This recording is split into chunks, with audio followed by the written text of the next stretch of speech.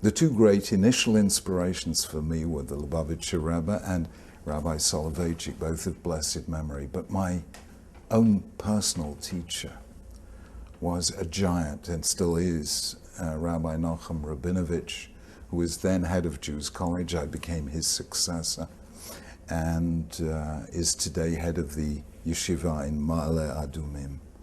Now, he was and is an intellectual giant, a huge command of the entire rabbinic literature, author of a vast and extraordinary commentary on the whole of Maimonides' Mishnah Torah, and at the same time proficient in virtually all the sciences, who was a professor of mathematics and probability theory at the University of Toronto. There was almost nothing he didn't know.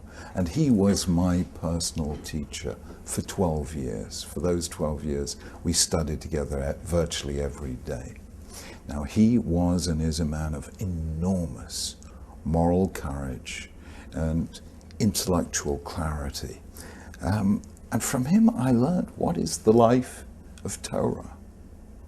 So he would constantly challenge me to learn more and learn more. I once complained to him that I had enormous difficulty getting to sleep at night. I'm an insomniac.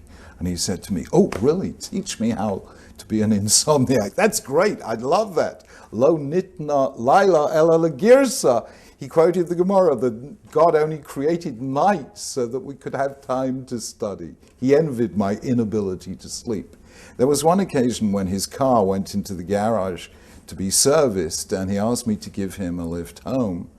And it was a hot summer's day, and we were in one of the most busy junctions in London at a traffic lights. And when the traffic lights changed from red to green, my car stalled. And this was a very busy junction, and I was causing an enormous tailback. And my teacher turned to me with absolute equanimity and said, "Well, since we're here, we have to learn Torah together."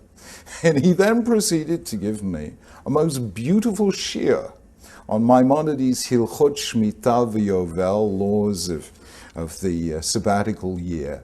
And in the meanwhile, cars were piling up, and they're hooting their horns. And he very calmly reached the end of his exposition, and he said, "And now try the key again." I turned the key, the car started, and off we went.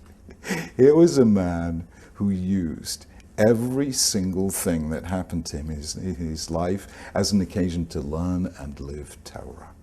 And that is the kind of person you should take as your personal teacher in Judaism.